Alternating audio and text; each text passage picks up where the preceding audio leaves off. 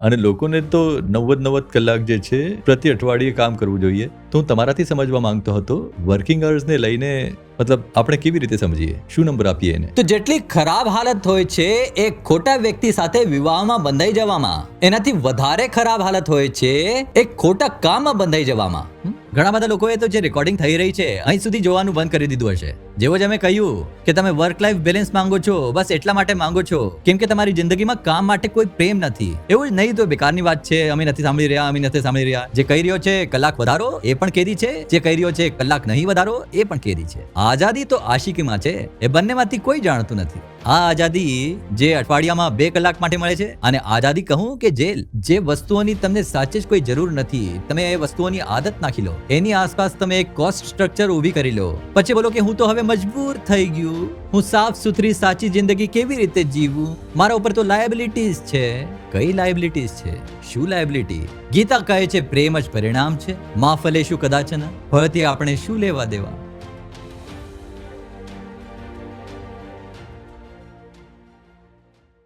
નમસ્તે આચાર્યજી. આચાર્યજી, એક પ્રશ્ન જે ઘણા બધા મિત્રોએ મોકલ્યો છે કે હમણાં જ ભારતમાં એક ફરીથી આવી ચર્ચા શરૂ થઈ ગઈ છે વર્કિંગ આવર્સને લઈને. તો સૌથી પહેલા એક સાહેબ હતા, તેમણે કહ્યું હતું કે ભારતીયોએ એક અઠવાડિયામાં ઓછામાં ઓછા 17 કલાક કામ કરવું જોઈએ.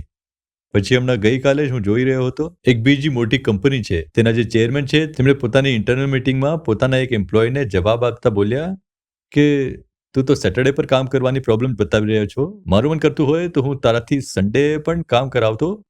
અને લોકોને તો 90 કલાક જે છે પ્રતિ અઠવાડિયે કામ કરવું જોઈએ.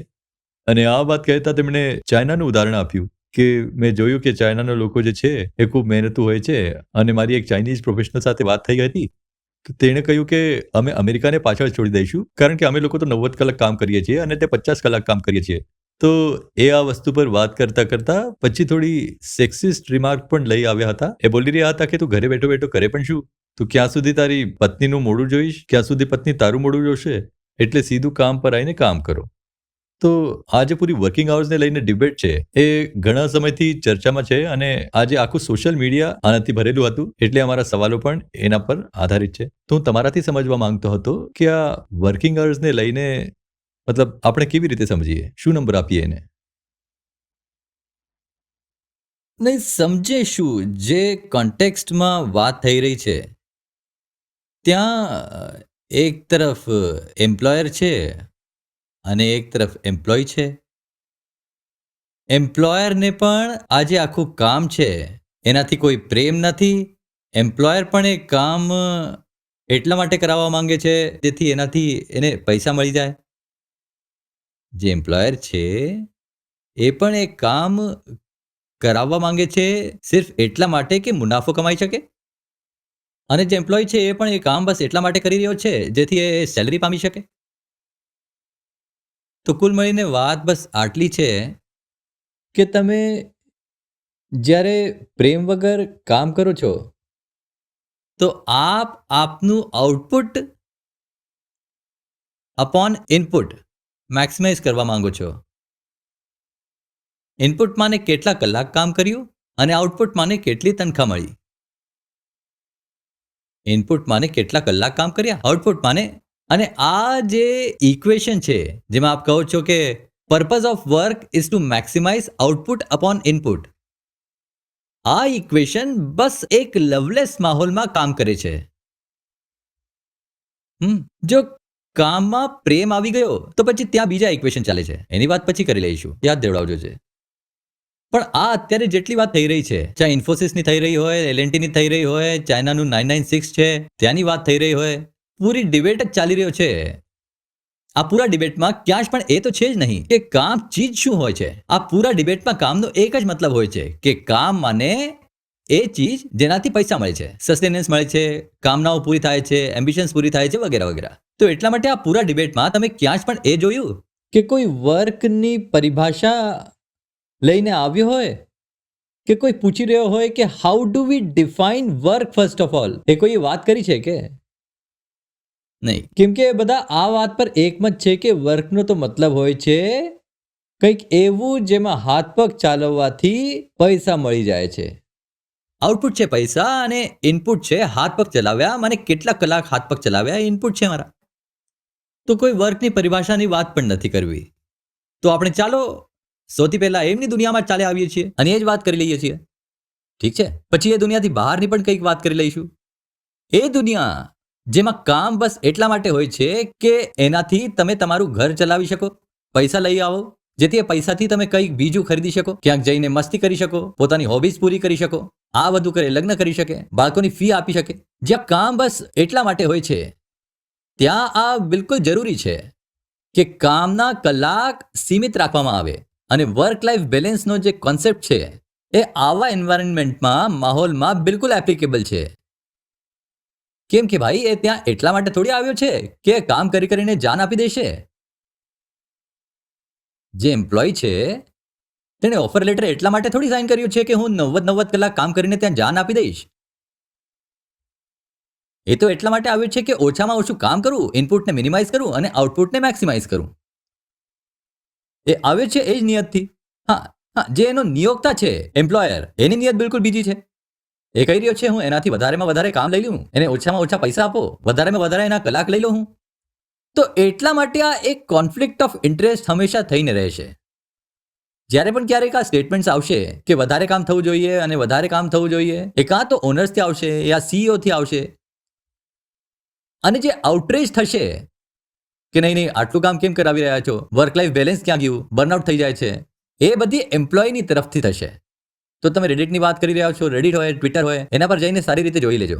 જે કોઈ કહી રહ્યો હશે કે આ તો ખોટું જ છે અને આ એક્સપ્લોઇટેશન છે અને એક અપર લિમિટ હોવી જોઈએ, વીકલી અવર્સ પર આટલા કલાક કામ થવું જોઈએ, આજે બધા સીઈઓ છે આટલા કલાક કામ કરવાની વાત કરી રહ્યા છે, એ તો શોષક છે અને નાલાયક છે, એનો મજાક ઉડાડવામાં આવી રહ્યો છે. એ બધા એમ્પ્લોઈઝ હશે જે મજાક ઉડાડી રહ્યા હશે, કેમ કે એમના જ પક્ષની વાત છે કે મને ઓછામાં ઓછું કામ કરવા મળે, ઓછામાં ઓછું.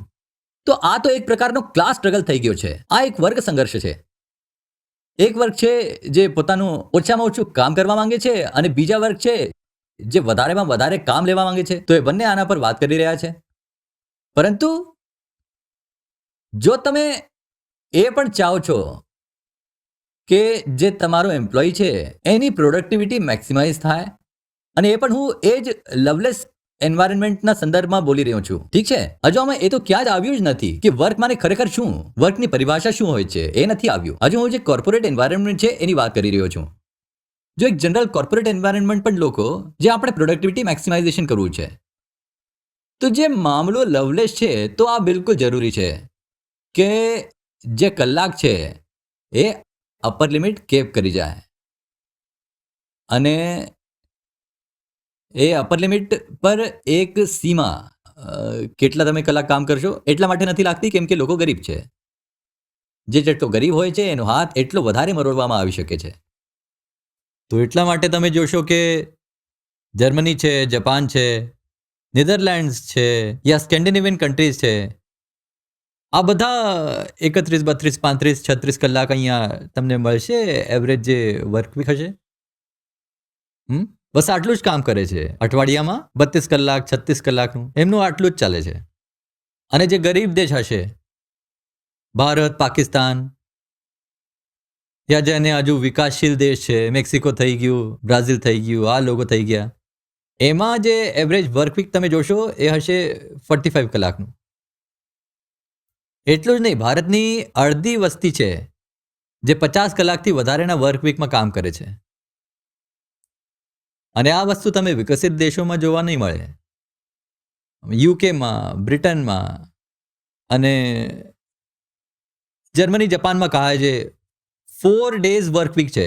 એનાથી પણ પ્રયોગ કરીને જોવામાં આવ્યું અને જાણવા મળ્યું કે નહીં સાહેબ, પ્રોડક્ટિવિટી ઠીક રહે છે. 6 કલાકનું વર્ક ડે પણ કરીને જોવામાં આવ્યું કે દિવસમાં 6 કલાક કામ કરો તો પણ પ્રોડક્ટિવિટી ઠીક રહે છે. 4 દિવસનું વર્ક વીક પણ કરી દો તો એટલો ખુશ થઈ જાય છે કે હવે 3 દિવસ મને મોજ કરવા મળશે. તો એ બિલકુલ જમણી તાકાતથી કામ કરે છે 4 દિવસ, કેમ કે પોતાના કામથી નફરત કરે છે ને. જે વસ્તુથી તમે નફરત કરો છો એને તમે જલ્દી જલ્દી પતાવી દેવા માંગો છો. જે વસ્તુથી તમે નફરત કરો છો એને તમે જ્યારે જુઓ કે 3 દિવસ નહીં કરવી પડશે તો તમે ખૂબ ખુશ થઈ જાઓ છો. દુનિયાની વધારે પડતી વસ્તી ઉદિત પોતાના કામથી નફરત કરે છે. હમણાં 2 વર્ષ પહેલા ફ્રાન્સમાં સિર્ફ રિટાયરમેન્ટ એજ 2 વર્ષ વધારી દેવામાં આવી. 10 લાખ લોકોએ માર્ચ કાઢી. 10 લાખ લોકોએ માર્ચ કાઢી. રિટાયરમેન્ટ એજ સિર્ફ 2 વર્ષ વધારી દેવામાં આવી હતી. લોકો બોલ્યા અમે કામ નહીં કરવા માંગતા, અમને રિટાયર થવા દો, અમને જલ્દીથી પેન્શન મળવાની શરૂ થવી જોઈએ. કેમ કે લોકો પોતાના કામથી નફરત કરે છે. અને હમણાં અમે એ જ માહોલની વાત કરી રહ્યા છીએ. રિસર્ચ લેબ્સમાં ખબર છે શું જોવામાં આવે છે કે જ્યારે રિટાયર થવાનો વખત આવે તો જે વૈજ્ઞાનિક છે એ કહે છે હમણાં અમે વધુ કામ કરીશું, કઈ રીતે અમારી રિટાયરમેન્ટની ઉંમર વધારી દો. એ ખૂબ આતુર રહે છે. રિટાયરમેન્ટની જે ઉંમર હશે એમની લેખમાં માની લો 65 વર્ષ છે તો એવું પણ જોવામાં આવે છે કે 75 વર્ષ સુધી પણ પોતાની લેબમાં લાગેલા હોય છે. અને એવું જોવામાં આવે છે કે જે નીચલા દરજાના લોકો છે જેમને કામમાં કોઈ રીતે કોઈ પ્રેમ હોતો જ નથી, આસિસ્ટન્ટ થઈ ગયા, ટેકનિશિયન થઈ ગયા, આ લોકો થઈ ગયા, એમને જેવો જ રિટાયર થવાનો મોકો મળે છે ભાગે છે. કેમ કે દુનિયાના વધારે પડતા કામ છે જ એવા કે તમે એનાથી પ્રેમ કરી નથી શકતા. જો તમે એનાથી પ્રેમ નથી કરી શકતા તો ત્યાં તમે એક જ વસ્તુ કરી શકો છો કે બસ કોઈ રીતે આઉટપુટ ઇનપુટ મેક્સિમાઇઝેશન થઈ જાય. અને એ જે એનાથી ઇનપુટ લઈ રહ્યા છો, હું બિલકુલ માનું છું એને એક સીમામાં રાખવું જરૂરી છે, નહીં તો માણસ પાગલ થઈ જશે. કારણ ખૂબ સાફ છે. આપ કામથી શું કરો છો? નફરત. અને તમને કહેવામાં આવ્યું નફરત કરો છો. અને તમને કહેવામાં આવ્યું જે કામથી તમે નફરત કરો છો એ કામ તમારે અઠવાડિયામાં 90 કલાક કરવાનું છે તો તમે શું થઈ જશો? પાગલ થઈ જશો. તો એટલા માટે જરૂરી છે કે કામના કલાક રોકીને રાખવામાં આવે. કેમ કે દુનિયામાં વધારે પડતા લોકો એવા કામમાં ફસાયેલા છે જેનાથી સિર્ફ નફરત કરી શકાય છે. યા તો નફરત, યા ઇન્ડિફરન્સ, એપેથી, ઉદાસીનતા. જે કામ તમને પસંદ જ નથી એને તમે એટલું વધારે કરશો તો ન્યુરોટિક થઈ જશો, બર્નઆઉટ થઈ જશે, સબ કુછ થઈ જશે. અને પ્રોડક્ટિવિટી પણ તમારી ડીપ કરવા લાગી જશે. તમારા માટે પણ ખોટું થઈ જશે અને તમારા એમ્પ્લોયર માટે પણ ખોટું થઈ જશે. એટલા માટે દુનિયામાં જે વિકસિત દેશ છે એ પછી નિયમ બનાવતા રહે છે કોઈનાથી પણ એક અઠવાડિયામાં આનાથી વધારે કામ ન કરાવો, નહીં તો પાગલ થઈ જશે. કેમ કે એને કામ પસંદ નથી.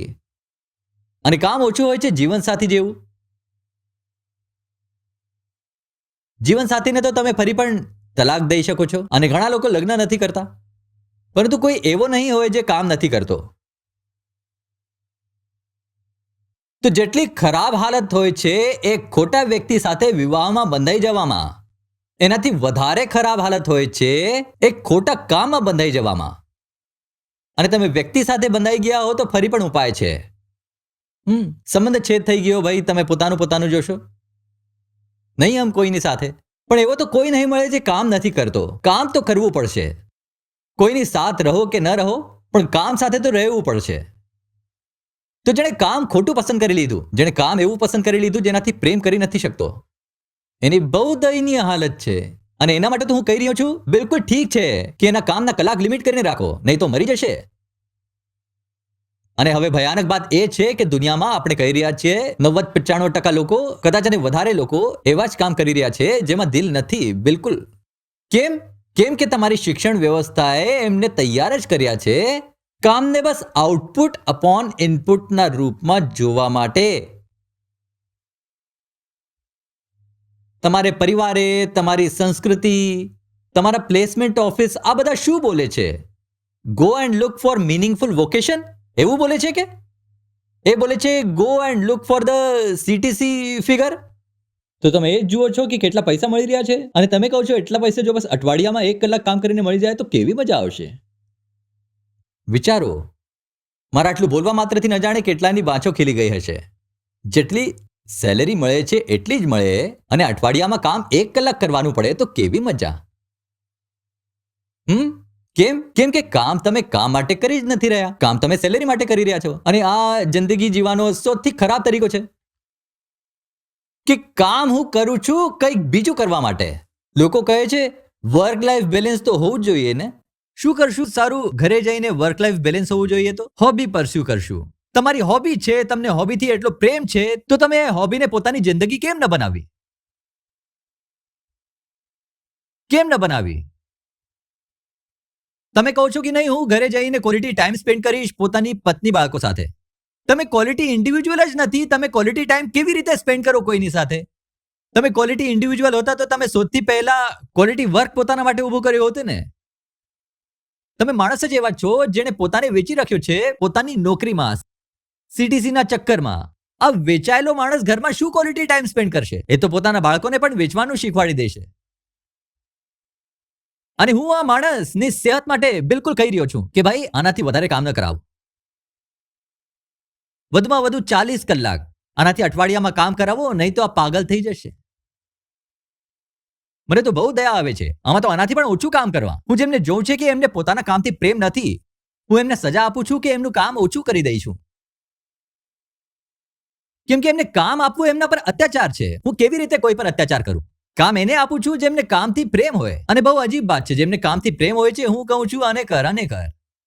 અને પ્રેમ તો અનંત હોય છે, તું આને કર. અને જેનું મને દેખાય છે કે નાગવો સિકોડાઈ રહ્યો છે, વધારે થઈ ગયું, આ નહીં કરું, તે નહીં કરું, થઈ નહીં રહ્યું, કામ ઓછું કરું, છોડી નાખ. હવે અહીંથી આપણે આવીએ છીએ કે કામની પરિભાષા શું હોવી જોઈએ. ઘણા બધા લોકોએ તો જે રેકોર્ડિંગ થઈ રહી છે અહીં સુધી જોવાનું બંધ કરી દીધું હશે. જેવો જ અમે કહ્યું કે તમે વર્ક લાઈફ બેલેન્સ માંગો છો, બસ એટલા માટે માંગો છો કેમ કે તમારી જિંદગીમાં કામ માટે કોઈ પ્રેમ નથી. એવું જ નહીં તો બેકારની વાત છે, અમે નથી સાંભળી રહ્યા, અમે નથી સાંભળી રહ્યા. ઠીક છે, એકવાર માણસ પોતાને સીટીસી માટે વેચી દે, એના પછી સાચું સાંભળવું એના માટે બહુ મુશ્કેલ થઈ જાય છે. કામ શું હોય છે? કામ આશિકી હોય છે. કામ એ વસ્તુ હોય છે જેના માટે તમે કહો હું પૈસા આપવા તૈયાર છું. હું પૈસા આપવા તૈયાર છું. એ તો છોડી દો કે હું સેલેરી માંગી રહ્યો છું. કંઈક મળી ગયું ઉપરથી તો બોનસ છે ભાઈ. ઘણું કંઈક મળી ગયું ઉપરથી તો ગ્રેસ છે ભાઈ.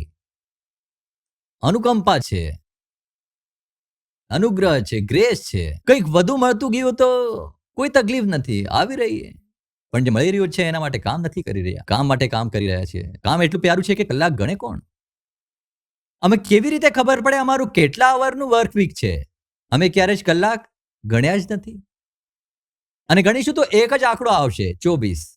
કેમ કે દિવસમાં 24 કલાક જ હોય છે. અને 24 કલાક અમે આશિકી સિવાય કંઈ કરતા નથી. એ આશિકી આપણો પ્રેમ, આપણું કામ બનીને સામે આવી જાય છે. આપણે કેવી રીતે બતાવીએ કે મારું કેટલા આવરનું વર્ક વીક છે?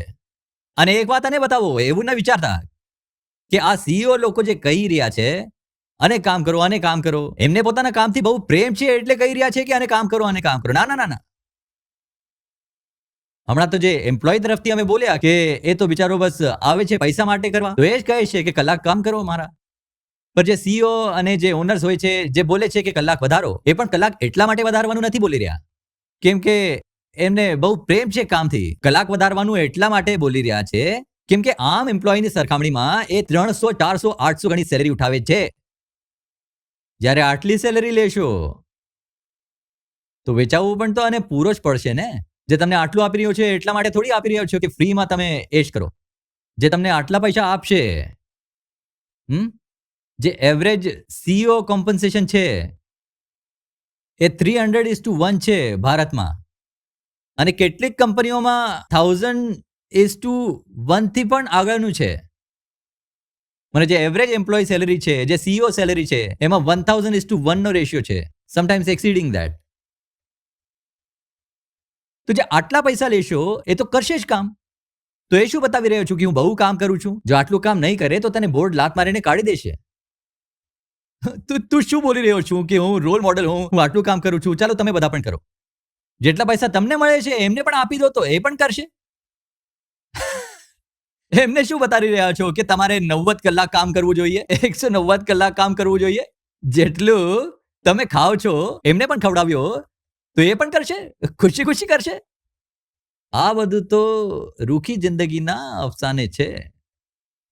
આ બધું એ જ છે કે કામ એટલા માટે હોય છે કે પૈસા આવે અને પૈસા એટલા માટે હોય છે કે કન્ઝમ્પશન કરીશું. એટલા માટે ગીતા જોઈએ છે. એ બતાવે છે શું મોજ છે નિષ્કામતામાં, કે જ્યારે કર્મ એટલા માટે નથી હતું કે કર્મફળ મળશે. કર્મ એટલા માટે હોય છે કે કર્મ પોતાનામાં જ ઊંચીથી ઊંચી વસ્તુ છે. કેમ ઊંચી છે? કેમ કે આપણા બોધથી નીકળી રહી છે. આપણે કંઈક સમજીએ છીએ, આપણે કંઈક જાણીએ છીએ, એટલા માટે આપણે કંઈક કરીએ છીએ. તો આપણા કરવામાં કઈ એક ધાર છે, એક વાત છે, એક પ્રેમ છે. આપણે પાછળ નહીં હટવાના. સ્ટાર્ટઅપ્સ એટલી ફેલ થાય છે આપણે જાણીએ જ છીએ. 20 જે સ્ટાર્ટઅપ્સ હોય છે એમાંથી 19 ફેલ કરી જાય છે. એ ફેલ કેમ કરી જાય છે? એટલા માટે કે એમણે માર્કેટ સેગમેન્ટ જ નથી પસંદ કર્યું હતું, એમનું પ્રોડક્ટ ખરાબ હતું, ફંડિંગ નહીં મળી, કંઈ નહીં. વધારે પડતી સ્ટાર્ટઅપ્સ ફેલ નથી કરતી, એ બંધ કરી દેવામાં આવે છે. કેમ બંધ કરી દેવામાં આવે છે? કેમ કે એ શરૂ જ કરવામાં આવી હતી બસ મુનાફા ખાવા માટે. અને 2-3 વર્ષ થઈ ગયા, દેખાઈ રહ્યું છે કેટલો મુનાફો તો મળી જ નથી રહ્યો છે જેટલી હવસ હતી. તો બંધ કરો આ કંપનીને. કામ માટે થોડી કરવામાં આવી રહ્યો છે, કામ પરિણામ માટે કરવામાં આવી રહ્યો છે. તો પછી કામથી પ્રેમ કેવી રીતે થશે? બધો પ્રેમ તો પરિણામથી છે. અને આ વસ્તુ બાળપણથી જ નાખી દેવામાં આવે છે દિમાગમાં. મમ્મી બોલી રહી છે ધનિયા નાનાને કે તું જે બોર્ડમાં ટોપ કરીશ તો હું તને બહુ બહુ પ્રેમ કરીશ. મને પ્રેમ પણ તમને મળશે એક અકમ્પ્લિશમેન્ટના રૂપમાં. વાહ બેટા વાહ. તો તે કહે છે કે ટોપ જ કરવી છે ને, તો એમાં એ થોડી છે કે મેં કેટલી ઊંડાઈથી ગણિત જાણી છે, ઇતિહાસ જાણ્યો કે શું જાણ્યું. ટોપ જ તો કરવાનું છે. કોઈ પણ રીતે ટોપ કરી જાય તો મારું કામ થઈ જાય. મેં રિઝલ્ટ ફોકસ, પ્રોસેસ ફોકસ નહીં મામલો, લવ ફોકસ નહીં મામલો, હાર્ટ ફોકસ નહીં. બસ કોઈ પણ રીતે આડે તીરછે રીતે એક રિઝલ્ટ લાવી દો. તો રિઝલ્ટ જ જ્યારે લાવવાનું છે તો રિઝલ્ટ જેટલા ઓછા ઇનપુટમાં આવી જાય એટલું સારું ભાઈ, એટલું સારું. એટલું સારું. તો હરેક માણસ લાગેલું છે કે વર્ક ફ્રોમ હોમ પણ કરી લઈશ અને મારું 4 ડે વર્ક વીક પણ કરી દો અને 30 કલાક કુલ કામ કરીશ. અને હું એમ તારી સહમત છું. હું તો કઈ જ નથી રહ્યો કે એમના કલાક વધારો. હું કહી રહ્યો છું એમના કલાક અને ઓછા કરી દો. બિચારોની બહુ દુર્દશા છે, એમના પર દયા કરો. એનાથી મોટી સજા એમને શું મળશે કે એવું કામ કરી રહ્યા છે જેને એ ચાહતા નથી. એટલી મોટી સજા છે. હવે એમને કામ પર બોલાવીને વધારે સજા કેમ આપી રહ્યા છો? જે માણસને જિંદગીમાં એક મકસદ મળી ગયો હોય, પર્પઝ, એનાથી જઈને પૂછજો. તમે જોશો કે એની કલાઈમાં ઘડિયાળ સુધી નથી બાંધેલી. શું દિવસ, શું રાત, શું ગુરુવાર, શું શનિવાર, શું રવિવાર, શું આ મહિનો, શું તે મહિનો, શું ગરમી, શું વરસાદ. એ તો ડૂબેલો છે પોતાની મોજમાં.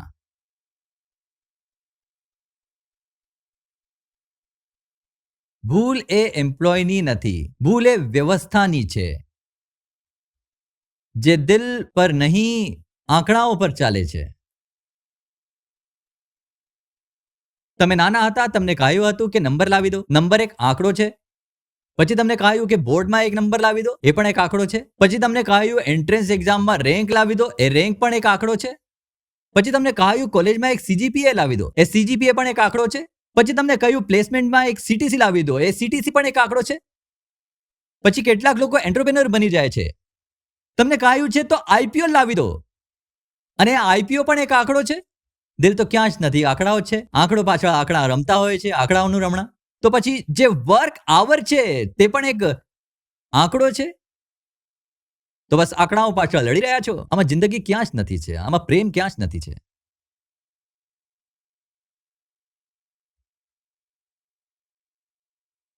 તો જેમને વેચાયેલી જિંદગી જીવવી છે, હું બિલકુલ સહમત છું.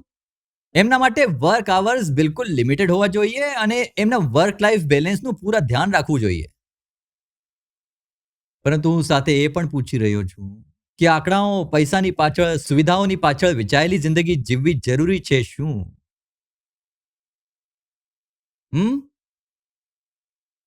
તમારું કામ, ચાહે તમારી નોકરી હોય, ચાહે તમારો વ્યવસાય હોય, પોતાનો વ્યાપાર હોય, એ એક દિલી વસ્તુ કેમ નથી હોઈ શકતી? દિલી વસ્તુ કેમ નથી હોઈ શકતી? એ સવાલ છે. બધા માટે સવાલ છે.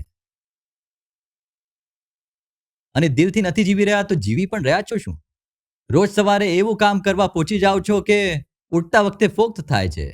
કાર્ડ સ્વાઇપ કરતા વખતે નફરત થાય છે. આ જિંદગી છે કે શું છે? આ બધું શેના માટે? કે થોડા પૈસા મળી જાય છે. મહિનાના અંતમાં એનાથી ઘર ચાલી જાય છે અને ખુશ થઈ જાય છે. કુકરની સીટી વાગી ગઈ, મજા આવી ગઈ. પશ્ચિમમાં બહુ રસપ્રદ ચાલી રહ્યો છે હિસાબ કિતાબ. હવે લાઈફ એક્સપેક્ટન્સી વધતી જઈ રહી છે. મજેદાર કિસ્સા છે, ધ્યાનથી સાંભળજે. લાઈફ એક્સપેક્ટન્સી વધતી જઈ રહી છે. ઠીક છે. અને બર્થ રેટ ઓછો થતો જઈ રહ્યો છે. ઠીક છે. અને મોર્બિડિટી પણ ઓછી થતી જઈ રહી છે. મોર્બિડિટી માને બીમારીઓ ઓછી થતી જઈ રહી છે. તો મતલબ એ છે કે વૃદ્ધ લોકો બહુ લાંબુ જીવી રહ્યા છે. વૃદ્ધ લોકો બહુ લાંબુ જીવી રહ્યા છે અને બીમાર નથી અને રિટાયર 60 થઈ ગયા હતા અને જીવશે 90 સુધી અને 60 ની 90 ની વચ્ચે પણ હટ્ટા-કટ્ટા છે હજુ પણ. અને બર્થ રેટ પણ ઓછો થઈ ગયું છે તો જવાન લોકો છે નહીં. પરંતુ આ જે વૃદ્ધ હતા તે 60માં રિટાયર થઈ ગયા તો હવે ઇકોનોમીમાં પ્રોડક્શન કોણ કરશે? યુવા લોકો છે નહીં. વૃદ્ધ 60માં રિટાયર થઈ ગયા અને જીવશે હજુ લાંબુ. તો વૃદ્ધો પર એ આવી રહ્યું છે કે ભાઈ આને કામ કરો, 70 ની ઉંમર સુધી કામ કરો. તો એક ઓપિનિયન એ બહુ પશ્ચિમમાં નીકળીને આવી રહ્યો છે કે ભાઈ આ જે એજિંગ રિસર્ચ વગેરે થઈ રહી છે એની જરૂર જ નથી. જે વધારે જીવવાનો મતલબ છે કે વધારે કામ કરવું પડશે તો આપણે વધારે જીવવું જ નથી. લોકોને પોતાના કામથી એટલી નફરત છે કે કહી રહ્યા છે કે જો એક એક્સટેન્ડેડ લાઈફ સ્પેનનો મતલબ એ થશે કે આપણી રિટાયરમેન્ટ એજ પણ આગળ પુશ થશે તો આપણે એક્સટેન્ડેડ લાઈફ ન આપો. વધારે નથી જીવવા માંગતા પણ આપણે કામ નહીં કરીએ. અમે જલ્દી મરી જઈએ સ્વીકાર છે પણ આ કામ ન કરાવો કેમ કે અમે આ કામથી ઘૃણા કરીએ છીએ. એક સર્વે થયો હતો, બ્રિટનમાં થયો હતો. એના તમે ડિટેલ શોધી લેજો. એમાં હું સમજુ છું કે બહુ મોટો પ્રતિશત હતો, કદાચ 40, કદાચ 60 યા 70. એ જે બ્રિટિશ એમ્પ્લોઈઝ હતા એ કહી રહ્યા હતા કે વી કન્સિડર અવર જોબ એઝ આઈધર ફ્રિવલસ ઓર રિડન્ડન્ટ. વી કન્સિડર અવર જોબ એઝ આઈધર ફ્રિવલસ ઓર રિડન્ડન્ટ.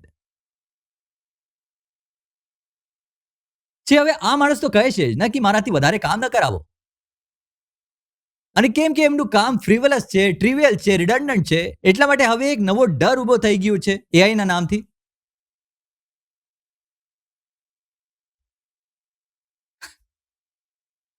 કેમ કે તમારું કામ જ એવું છે જે કોઈ બીજું કરી દેશે. તમે દિલથી કંઈ કર્યું હોત તો એઆઈ તમારી જોબ નથી છીનવી શકત. કેમ કે આર્ટિફિશિયલ ઇન્ટેલિજન્સને રિયલ લવ નથી આવતો. એઆઈને કંઈ પણ આવી જાય છે, પ્રેમ તો નથી આવી જાય ને. તમે પોતાના કામમાં એ વસ્તુ નાખતા હતા જે સિર્ફ એક ઇન્સાન નાખી શકે છે, અ ટ્રાન્સેન્ડેન્ટલ ક્રિએટિવિટી. તો એઆઈ તમને આસાનીથી રિપ્લેસ નહીં કરી શકે પણ તમારું કામ જ છે બસ પેપર પુશિંગ.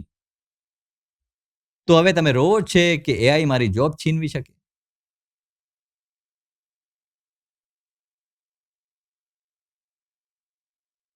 કોઈ નર્ક નથી હતું. એક સડેલું ઓફિસ જ નર્ક છે. અને આ સડેલા ઓફિસને પૂર્ણ કરી દેશે. ઓફિસ પછી જ્યારે આવો છો તો એક સડેલું ઘર અને કયું નર્ક હશે? ઓફિસ એવું છે જ્યાં તમે ગયા છો બસ કોઈ રીતે થોડા પૈસા પામવા માટે અને ઘર એવું છે કે જ્યાં તમે આવો છો બસ એ પૈસા ખર્ચ કરવા માટે. અને કયું નર્ક હોય છે?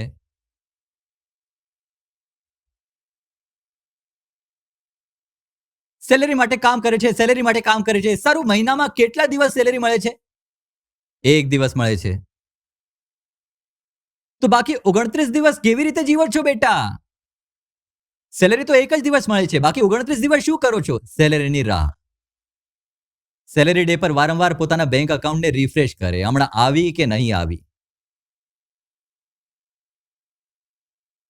આહા, શું બહુ ખુશ થઈ જાય છે 4% હાઈક મળી જાય તો. અરે, હું કહી રહ્યો છું, આના વર્ક અવર્સ એકદમ જ ઓછા કરી દો. આ બિચારો તો જાણતો પણ નથી કે જે એને આઉટપુટ પણ મળી રહ્યો છે સેલેરીના રૂપમાં, એ પણ દિવસે દિવસે સંકોચાઈ રહ્યો છે. આ જેટલા લોકો કહી રહ્યા છે કે વર્ક અવર્સ વધારી દો, આ બધા કેપિટલિઝમના બેનિફિશરીઝ છે. અને કેપિટલિઝમમાં જે ટ્રિકલ ડાઉન ઇફેક્ટ હોય છે ને, એમાં વેલ્થ નથી ટ્રિકલ ડાઉન કરતી, એમાં પોવર્ટી ટ્રિકલ ડાઉન કરે છે. તમારી સેલેરી વધી વર્ષમાં કેટલા %? 5%. અને તમે ખુશ થઈ ગયા, નાચવા લાગ્યા. તેની સેલેરી કેટલી વધી સ્ટોક ઓપ્શનની સાથે? એની વધે છે 80%. હા, તો કહો તમે અમીર થયા કે ગરીબ થયા? તમે વધુ ગરીબ થઈ ગયા. વાત સિર્ફ નોમિનલ ટર્મ્સમાં નથી, હું રિલેટિવલી ગરીબ થઈ ગયો. એના પૈસા એટલા વધી ગયા છે કે હવે એ જે પણ વસ્તુ ખરીદશે એના ભાવ વધારી દેશે. તમારે પણ પોતાના બાળકને સ્કૂલ મોકલાવવું છે, જે ઉપર બેઠેલો છે કેપિટલિઝમનો બેનિફિશિયરી, એ પણ પોતાના બાળકને સ્કૂલ મોકલશે. સ્કૂલમાં સીટો લિમિટેડ છે, તો જે લિમિટેડ સીટ્સ છે એને તો આ ઉપરવાળા જ ભરી દેશે મોટી મોટી ફીસ આપીને. હવે તમે પણ જશો કે મારે પણ પોતાનું બાળક ભણાવવું છે, તો તમારથી પણ એ જ ફીસ માંગવામાં આવશે જે ફીસ એ ઉપરવાળા અફોર્ડ કરી શકે છે. એ ઉપરવાળા અફોર્ડ કરી લેશે કેમ કે એમની સેલરી 80% વધી છે. પહેલે પણ વધારે હતી અને 80% વધી પણ ગઈ, અને તમારી વધે છે બસ 5%. તમે કેવી રીતે અફોર્ડ કરી લેશો? જેના પાસે વધારે પૈસા આવી રહ્યા છે તે દરેક વસ્તુના ભાવ વધારી રહ્યો છે. ચાહે હોટલના રૂમ હોય, ચાહે લેન્ડના પ્રાઇઝીસ હોય, ચાહે સ્કૂલોની ફીસ હોય, એ હરેક વસ્તુના, ચાહે હોસ્પિટલના ચાર્जेस હોય, એ દરેક વસ્તુના પ્રાઇસ વધારે છે અને તમને અને ગરીબ કરી રહ્યો છે. પરંતુ તમે ગણતરી કરો, જુઓ મારી CTC.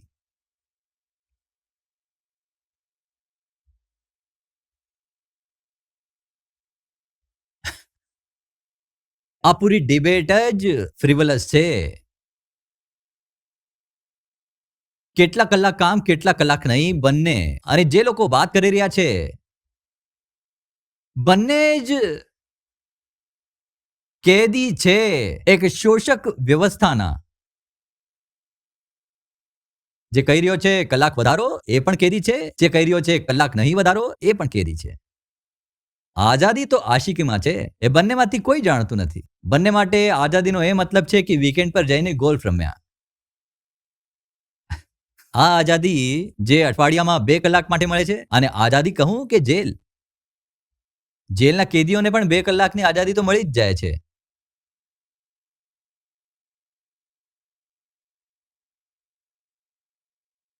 અને કઈ આચાર્યજી, અમે કબીર સાહેબાનું છે. સાંભળો, કબીર સાહેબાનું છે. પ્રેમ મગન જબ મન ભયા, કોન ગિને તિથિ વાર. કે જ્યારે પ્રેમમાં મન મગન થઈ જાય છે ને, તો તિથિ અને વાર માને દિવસ એ નથી ગણવામાં આવતા. પરંતુ જેમના પાસે પ્રેમ નથી, હું કહી રહ્યો છું, એમને તો જરૂર ગણવું જોઈએ. અને એમને બિલકુલ ગણવું જોઈએ કે 25 કલાકથી અડધો કલાક વધારે કામ નથી કરે. એમને તો હું કહી રહ્યો છું, પહેલા એટલી સજા મળી રહી છે, લવલેસ લાઈફ જીવી રહ્યા છે, એમને અને સજા કેમ આપો છો એમની પાસે કામ કરાવીને? આચાર્યજી, ઘણીવાર મેં જોયું કે જે આપણા સાથી ગીતા સત્રોથી જોડાયેલા છે, એ એક પ્રશ્ન કરે છે અને લગભગ ફરિયાદ એવું કરે છે કે લોકો આચાર્યજી તરફ જ્યારે આવ્યા હતા, તે જીવનમાં એક પ્રકારની શાંતિ ચાહતા હતા, કેમ કે આપણું જે મન હતું એમાં ઘણા બધા વિચારો ભરેલા હતા. અને આચાર્યજી પાસે પહોંચ્યા તો જીવનમાં એવા પડાવ પર પહોંચ્યા કે તે સમયે આપણે લોકોએ એક પ્રકારની વ્યવસ્થામાં જીવવાનું શરૂ કરી જ દીધું હતું, અને ધીરે ધીરે સમજમાં આવવા લાગ્યું કે એ વ્યવસ્થા ખોટી છે અને એનાથી બહાર નીકળવાની જરૂર છે. પણ આ જે વિચાર હોય છે એ પોતાનામાં અને વધારે એન્ઝાયટી અને ટેન્શન વધારી દે છે.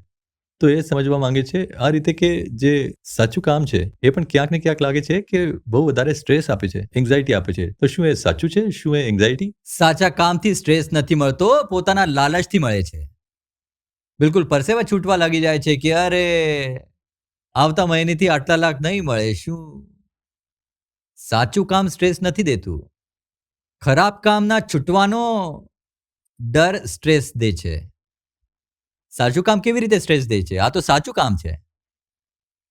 ડર બસ એ છે કે તમામ પ્રકારની હવસ બેસાડી છે. પોતાના કોસ્ટ સ્ટ્રક્ચર્સ ઊભા કરી લીધા છે. આટલા પૈસા આના તો ખર્ચ કરવાના જ છે, આટલા પૈસા એના તો ખર્ચ કરવાના જ છે. ખરાબ કામ એમ જ થોડી આવે છે, એ સીટીસી લે આવે છે. સીટીસી ની છૂટવાનો ડર લાગે છે અને કોઈ વાત નથી. અને સીટીસી કોઈ નથી ખાતું.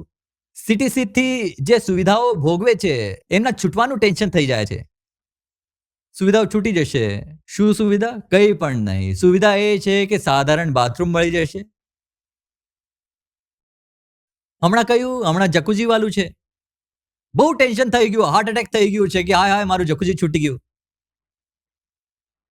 શું સ્ટ્રેસ છે કે આ સાધારણ ટીવી છે, કેટલા ઇંચ છે, કેટલા ઇંચ જે પણ હશે, કેટલા 40 ઇંચ ટીવી છે. હવે એમના પાસે અરમાન છે કે 400 ઇંચનું ટીવી ખરીદવાનું છે. હવે પરસેવા છૂટી રહ્યા છે કે 400 ઇંચનું ટીવી કેવી રીતે આવે છે. આખી દિવાલ ટીવીથી ભરાઈ જાય એવું મોટું ટીવી લાવવાનું છે. હવે પણ છે બજારમાં. આ વાતમાં પરસેવા છૂટે છે.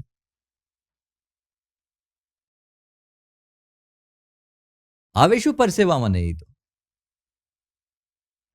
જે વસ્તુઓની તમને સાચે જ કોઈ જરૂર નથી, તમે એ વસ્તુઓની આદત નાખી લો. એની આસપાસ તમે એક કોસ્ટ સ્ટ્રક્ચર ઊભી કરી લો. પછી બોલો કે હું તો હવે મજબૂર થઈ ગયું. હું સાફ સુથરી સાચી જિંદગી કેવી રીતે જીવું? મારા ઉપર તો લાયબિલિટીઝ છે. કઈ લાયબિલિટીઝ છે? શું લાયબિલિટી? નહીં, લાયબિલિટી આ છે, મારે 1000 સ્ક્વેર મીટર ના પ્લોટમાં પોતાનો કિલ્લો ઉભો કરવો છે. આ મારી નાની સી આશા છે. અને કેમ ઉભો કરવો છે? કેમ કે ખબર છે કે નહીં ઉભો કરીશું તો બીવી ભાગી જશે. બીવી કેમ ભાગી જશે? કેમ કે બીવીને તમારથી પ્રેમ તો છે નહીં ને. ન તમને બીવીથી પ્રેમ છે. બીવી તમારા સાથે એટલા માટે લાલચમાં બેઠી છે કે એક દિવસ એ મેન્શન બનશે, એ મેન્શનની રાણી બનશે. તો એટલા માટે તમારા માટે જરૂરી છે કે ઘટિયા નોકરી પણ કરતા રહો સીટીસીના લાલચમાં.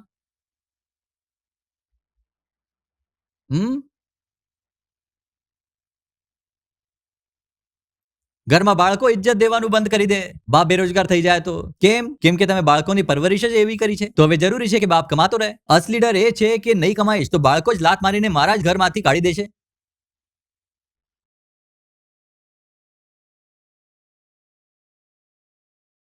ઓછું કમાઈશ તો સમાજમાં શાક ગીરી જશે.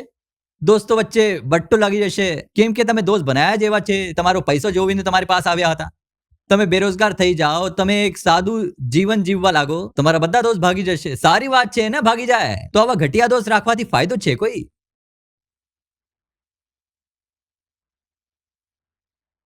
હમણાં કોઈ કેમ્પસમાં થયું હતું.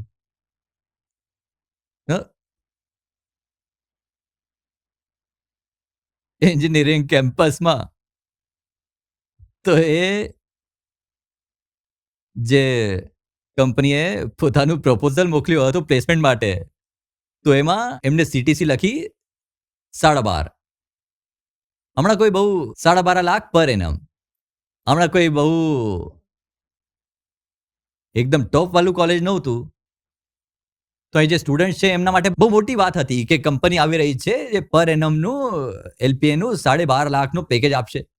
મારા હાથમાં 70-80 હજાર આવશે તો મોટી વાત છે. એમાં એમનું જે પણ ઓડિટોરિયમ હતું, કંપની આવી પ્રેઝન્ટેશન આપી રહી છે. અસલી ઘટનાઓ બતાવી રહ્યો છું. હમણાં થઈ છે આ પ્લેસમેન્ટ સિઝનમાં.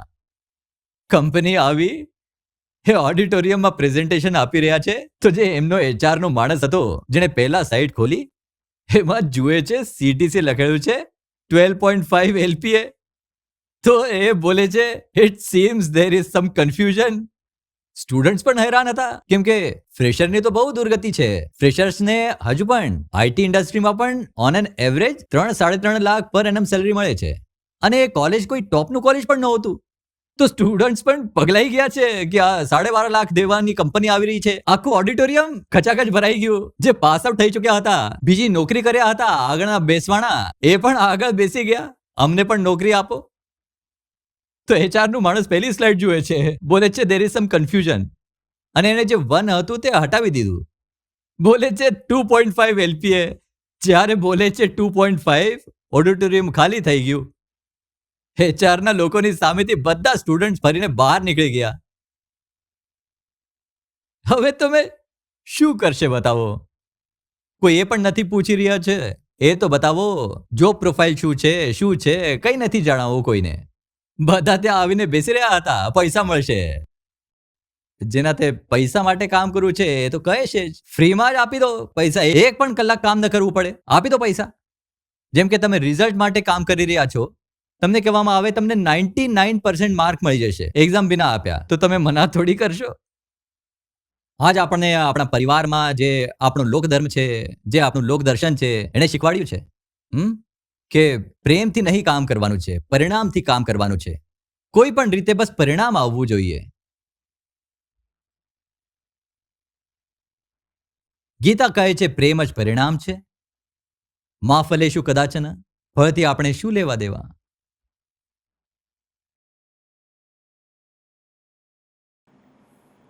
सर खलील जिब्रान की कोट है वर्क पे, work is love made visible, and if you can not work with love but only with distaste, it is better that you should leave your work and sit at the gate of the temple and take alms of those who work with joy. मतलब मुझे हमेशा इस second part of the quote समझ नहीं आता था, मतलब वो क्यों कह रहे हैं. आम से मतलब है सीख, और टेम्पल की नहीं बात हो रही, ऑफिस की बात हो रही है. कह रहे हैं जहां कोई व्यक्ति जॉय के साथ काम कर रहा होता है वो ऑफिस ही टेम्पल हो जाता है.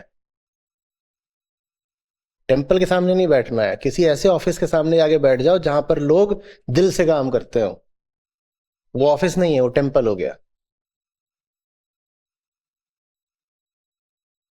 और जिब्रान कह रहे हैं कि वहां फिर जाकर के उस मंदिर में आम्स लो, दक्षिणा दान लो. काहे का दान लो? कौन सा दान लोगे वहां पे? यही प्यार सीखो उनसे, प्रेम दान लो. सीखो कि जिंदगी प्यार में कैसे जी जा सकती है. देखो बात सिर्फ काम से प्यार करने की भी नहीं है, बात प्यार करने की है. जो प्यार करेगा ना वो काम से भी प्यार करेगा, वो जिंदगी से प्यार करेगा, वो अपने रिश्तों में प्यार करेगा. और जिसको प्यार नहीं आता उसका ऐसा नहीं है कि बस वो अपने काम से प्यार नहीं कर सकता, वो अपने बच्चों से भी नहीं प्यार कर सकता, अपने दोस्तों से नहीं प्यार कर सकता, खुद से नहीं प्यार कर सकता. क्योंकि प्यार सेलेक्टिव चीज नहीं होती है, प्यार सेगमेंटेड चीज नहीं होती कि इससे करूंगा उससे नहीं करूंगा. प्यार रोशनी की तरह होता है, पड़ता है तो सब पे पड़ता है, सूरज की जैसे रोशनी होती है. जो आदमी दिल से जिएगा उसके काम में भी दिल होगा,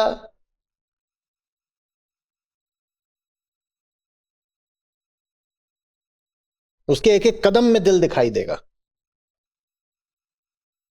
और जो जो पैसे के लिए कर रहा है वो फिर कहेगा कि जहां दहेज ज्यादा मिल रहा होगा वहीं शादी कर लूंगा, और जहां सिटी से ज्यादा मिल रही होगी वहां नौकरी कर लूंगा.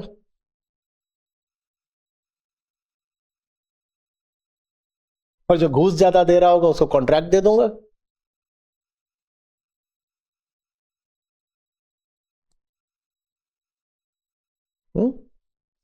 और ये जो प्यार है इसको कौन सिखाता है? यही सीखना विजडम है, यही आत्मज्ञान है, यही आत्मावलोकन है. इसी के लिए हमारे गीता सत्र है, पूरा गीता कार्यक्रम हमारा इसीलिए है कि हम प्यार सीख सकें. आप गीता में श्लोक सीखने थोड़ी ही आए हो, आप गीता में आए हो ताकि आप प्यार सीख सको.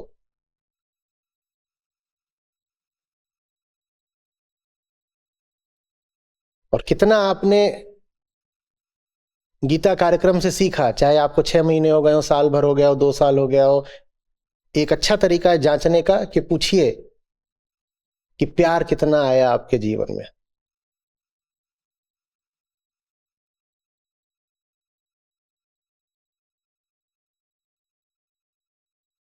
प्यार माने विराटता, दे पाना, और प्यार की कमी माने क्षुद्रता, गिनना, कितना मिला कितना मिला कितना मिला। प्यार माने अनंतता, जिसमें सब कुछ देने के बाद भी अनंत शेष रहता है। और जहां प्यार नहीं होता वहां बस ऐसे कैलकुलेटर चलता रहता है, नफा नुकसान हानि लाभ।